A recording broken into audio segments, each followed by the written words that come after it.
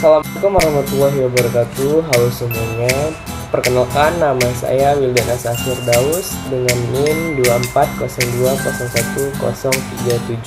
Di sini saya akan menjelaskan tugas mata kuliah konsep dasar keperawatan dengan judul Sejarah Keperawatan. Oke, simak video berikut ini. Baiklah, yang pertama adalah mengenai sejarah keperawatan. Pekerjaan keperawatan sudah ada sejak manusia diciptakan. Keperawatan ada sebagai suatu naluri atau insting. Setiap manusia pada tahap ini menggunakan akal pikirannya untuk menjaga kesehatan, mengurangi stimulus kurang menyenangkan, merawat anak, menyusui anak, dan perilaku yang masih banyak lagi lainnya. Oke, selanjutnya sejarah keperawatan pada zaman purba. Pada zaman ini, orang-orang percaya bahwa sesuatu yang ada di bumi mempunyai kekuatan mistik yang dapat mempengaruhi kebudayaan manusia. Kepercayaan ini bisa disebut dengan animisme, di mana mereka meyakini bahwa sakitnya seseorang disebabkan oleh kekuatan alam atau pengaruh kekuatan gaib seperti batu besar, gunung, pohon yang tinggi, dan sungai yang besar. Mereka mempercayai bahwa jiwa yang sehat membawa kebaikan dan jiwa yang jahat membawa kesakitan dan kematian. Manusia pada tahap ini memiliki keyakinan bahwa sakit adalah disebabkan oleh arwah halus yang ada pada manusia yang telah meninggal ataupun pada manusia yang hidup serta alam.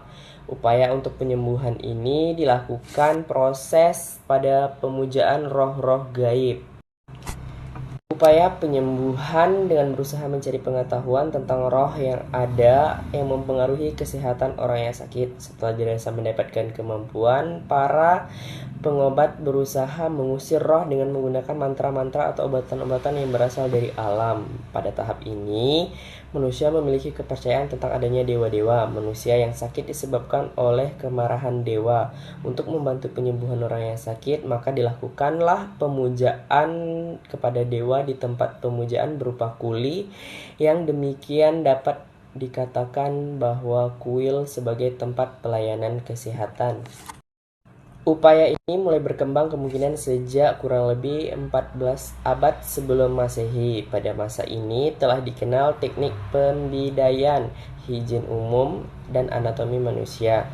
Peran tabib dan perawat sudah jelas berbeda. Tabib adalah medismen yang bertugas mengobati penyakit dengan jalan melantunkan nyanyian, memberikan semangat dari ketakutan, atau membuka otak untuk menghilangkan jiwa yang jahat. Sedangkan tugas seorang perawat adalah sebagai ibu yang merawat familinya sewaktu sakit dengan memberikan perawatan fisik dan memberikan obat dari tumbuh-tumbuhan, dan peran ini diteruskan sampai saat sekarang ini. Setelah zaman purba dilanjutkan dengan zaman di mana orang-orang mulai menaruh kepercayaan pada dewa-dewa, di mana pada masa itu disebabkan karena adanya kemarahan dewa sehingga kuil-kuil yang didirikan sebagai tempat pemujaan orang yang sakit untuk meminta kesembuhan di kuil tersebut dengan bantuan presbyterian. Kemudian perkembangan keperawatan terus mengalami perubahan dengan adanya diakones dan filantrop, yang merupakan suatu kelompok wanita tua atau janda yang membantu pendeta dalam merawat orang-orang yang sakit, serta kelompok kasih sayang yang anggotanya menjauhkan diri dari keramaian dunia dan kehidupan yang ditujukan pada perawatan orang-orang yang sakit, sehingga berkembanglah rumah-rumah perawatan dan akhirnya yang dimulai dari proses pemujaan tersebut. Selanjutnya adalah zaman keagamaan. Pada zaman ini, kuil menjadi pusat perawatan medis orang-orang yang sakit yang disebabkan oleh dosa atau kutukan Tuhan. Pemimpin agama dijunjung tinggi sebagai tabib.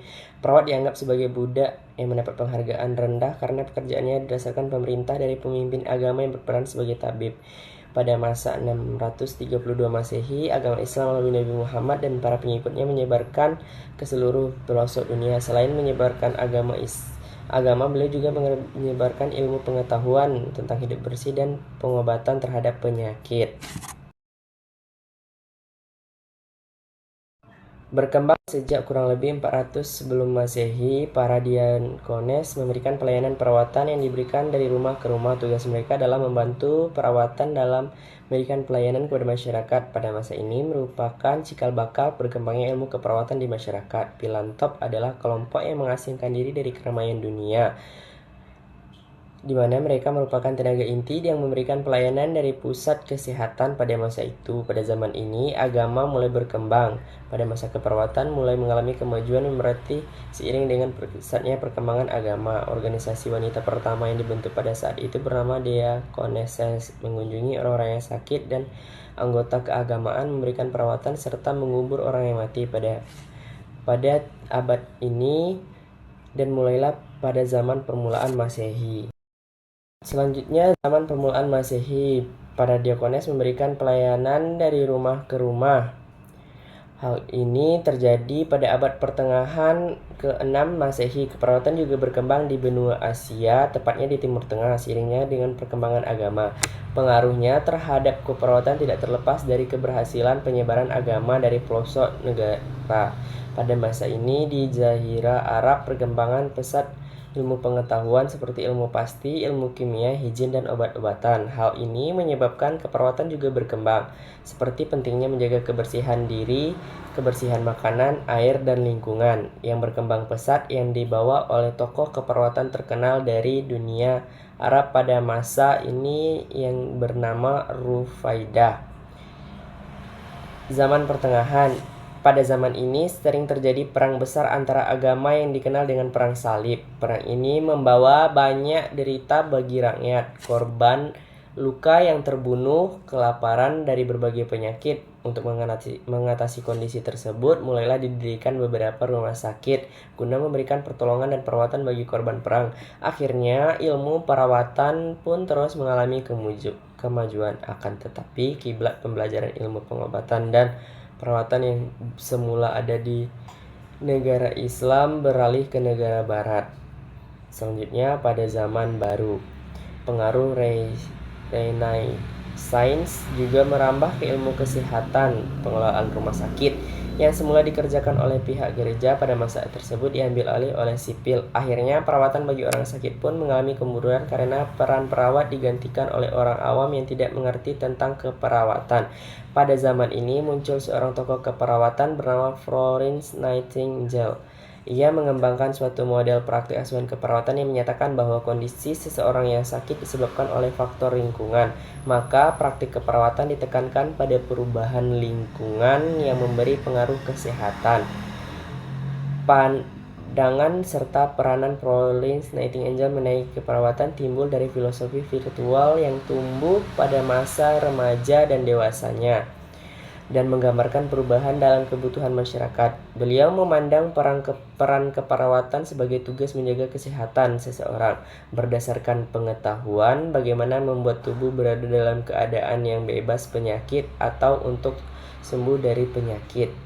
Pada tahun yang sama, Florence Nightingale ikut dalam organisasi melatih keperawatan. Pada zaman ini berdirilah Palang Merah Internasional yang dipelopori oleh Henry Dunant.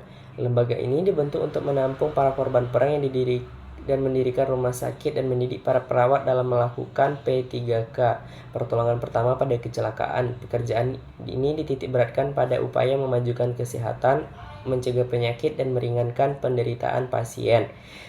Selanjutnya adalah sejarah perkembangan keperawatan di Indonesia. Pada tahun 1945, periode kemerdekaan yang merupakan masa transisi pemerintahan Republik Indonesia sehingga dapat dimaklumi pada masa ini dikatakan adanya perkembangan. Demikian pula tenaga perawat yang digunakan di unit pelayanan keperawatan tenaga yang ada. Kependidikan keperawatan masih meneruskan sistem pendidikan yang ada, lulusan keperawatan pemerintahan Belanda. Perkembangan keperawatan secara konseptual ini berlangsung lama. Mulai tampak ada perkembangan. Hal ini diketahui ada tidaknya kejelasan konsep-konsep keperawatan ditambah dengan pola ketenagaan untuk pelayanan keperawatan. Demikian pola-pola dibentuk pada tahun 945 dan akhir tahun 900 1962-an dan masih berorientasi pada keterampilan melaksanakan prosedur dan lebih pada perpanjangan tangan untuk kegiatan pelayanan medis sampai adanya konsep tentang keperawatan sebagai profesi pada tahun 1983. Pendidikan keperawatan berorientasi untuk memenuhi kebutuhan lokal rumah sakit tersebut dan tidak berada pada sistem pendidikan nasional. Pembangunan di bidang kesehatan dimulai pada tahun 1949. Rumah sakit dan balai pengobatan mulai dibangun untuk memenuhi kebutuhan keperawatan.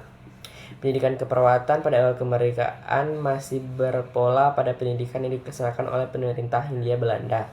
Contohnya pada tahun 1950, pendidikan keperawatan yang ada adalah pendidikan keperawatan dengan dasar pendidikan umum mulai pada 3 tahun untuk mendapatkan ijazah A dan ijazah B untuk perawat jiwa. Ada juga pendidikan perawat yang disekolahkan selama 4 tahun. Pendidikan disebut mantri juru rawat.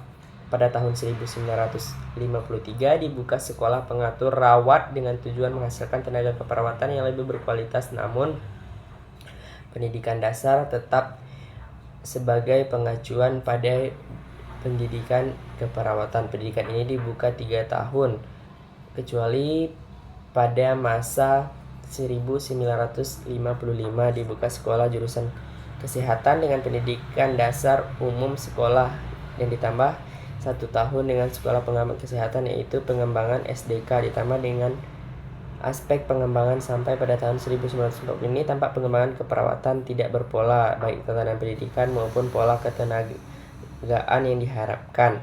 Pada tahun 1962 Akademi Perawat, yaitu pendidikan tenaga perawat dengan dasar pendidikan umum SMA, sekarang dikenal sebagai Poltekkes dengan jurusan keperawatan. Sekalipun sudah ada keinginan bahwa pendidikan tenaga perawat sudah berada pada pendidikan tinggi, namun konsep pendidikan tinggi belum tampak. Hal ini ditinjau dari beberapa organisasi rumah sakit. Justru institusi yang belum mencerminkan konsep pendidikan tinggi dalam kemandirian dan fungsi perguruan tinggi yang disebut dengan Tridharma perguruan tinggi. Di samping itu, Akademi Keperawatan tidak berada dalam sistem pendidikan nasional, namun berada dalam struktur organisasi institusi kesehatan dan rumah sakit. Demikian juga penerapan kurikulum yang berorientasi pada keterampilan dan tindakan yang belum dikenal dengan konsep-konsep keperawatan.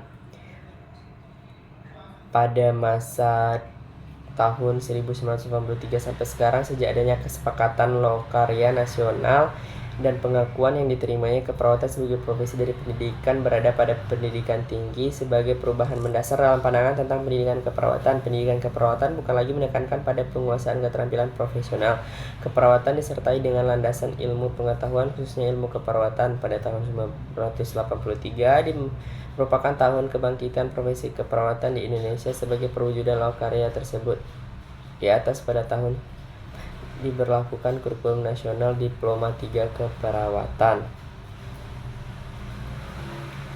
Selanjutnya, melihat perkembangan keperawatan di dunia dengan kemajuan tahap yang paling klasik sampai dengan terciptanya tenaga keperawatan yang profesional yang diakui oleh dunia internasional dapat dicerminkan sebagai perkembangan keperawatan di Indonesia.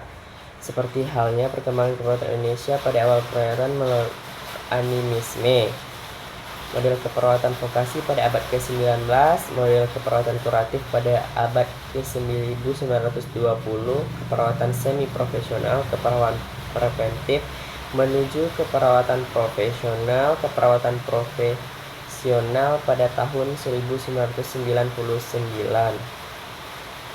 Oke teman-teman, mungkin sekian presentasi dari saya. Apabila ada kekurangan dan kesalahan, saya mohon maaf. Sekian presentasi dari saya. Assalamualaikum warahmatullahi wabarakatuh. Thank you for watching. Bye-bye.